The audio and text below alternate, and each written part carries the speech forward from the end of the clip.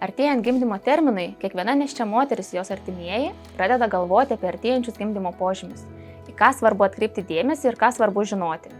Artėjančio gimdymo požymiai. Pirmasis – gimdos dugno nusileidimas. Tai vaisiaus galvutė prisispaudžia prie mažojo dubens ir nusileidžia žemyn. Antrasis – paruošiamieji sąrėmiai. Pilvo apačioje jaučiamas silpnas skausmas, tempimas nugaros srityje, gimdos susitraukimai yra nereguliarūs, trunka 5-10 sekundžių. Prasidėję jie labai dažnai nurimsta.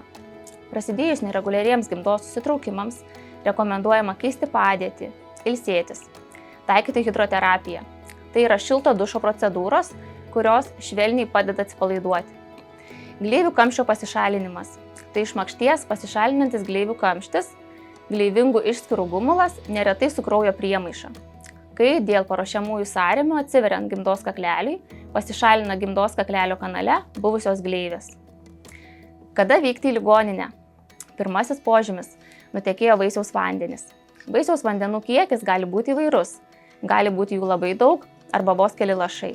Svarbu įsidėmėti jų tekėjimo pradžios laiką bei vaisiaus vandenų spalvą. Pradėjus tekėti vaisiaus vandenims, moteriai rekomenduojama atsigulti ant kairio šono, pagulėti 30 minučių ir paskaičiuoti vaisiaus judesius.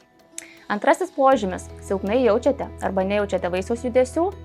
Trečiasis – prasidėjo reguliarūs sąrėmiai kas 10 minučių ir trunka 30-60 sekundžių. Reguliarūs sąrėmiai stiprėja, ilgėja ir intensyvėja. Svarbu įsidėmėti reguliarios gimdymo veiklos pradžios laiką, kada yra 1/10 minučių ir dažniau.